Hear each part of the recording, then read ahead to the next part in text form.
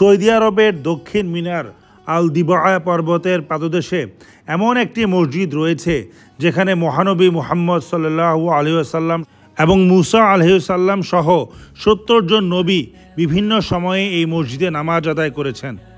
এ কারণেই এই মসজিদকে ডাকা হয় নবীদের মসজিদ নামে। মিনার দক্ষিণে ছোট জামারার কাছে এই প্রাচীন মসজিদটি অবস্থিত। রাসূলুল্লাহ সাল্লাল্লাহু আলাইহি সাল্লাম মিনার অবস্থানকালে এই মসজিদে নামাজ আদায় করতেন। ঐতিহাসিক বর্ণনায় এসেছে এই মসজিদের প্রাথমিক দৈর্ঘ্য ছিল ১২০ মিটার এবং প্রস্থ ছিল ৫৫ মিটার। সে হিসেবে এটি ছিল ওই সময়কার আরব অঞ্চলের সবচেয়ে বড় মসজিদ। এমনকি তখন মসজিদে হারামের থেকেও বড় ছিল এই মসজিদের মোট আয়তন।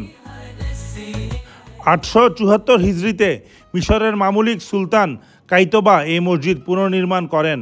পরবর্তীতে ১৪০৭ হিজরিতে এই মসজিদ আবারও পরিবর্ধন ও পুনর্নির্মাণ করা হয়। বর্তমানে এই মসজিদের আয়তন ২৫,০০০ বর্গমিটার এবং ৩০,০০০ মুসল্লি একত্রে এখানে নামাজ আদায় করতে পারেন। এই মসজিদের বর্তমান নাম এখন মসজিদে খায়েফ। ৫ম হিজরিতে কাফেররা মিলে এইখানে বসেই একটি সন্ধি চুক্তি স্থাপন করে মদিনায় মুসলমানদেরকে আক্রমণ করার জন্য। কিন্তু সকল আক্রমণ ব্যাহত করে মুসলমানরাই জয়ী হয় এবং সগর্বে এই মসজিদ মুসলমানদের সেই গৌরবের কথাই প্রতিনিয়ত ঘোষণা করছে। বিদায়ী হজে নবীজি মুহাম্মদ সাল্লাল্লাহু আলাইহি ওয়াসাল্লাম এই মসজিদে রাত্রি যাপন করেছিলেন এবং নামাজ আদায় করেছিলেন।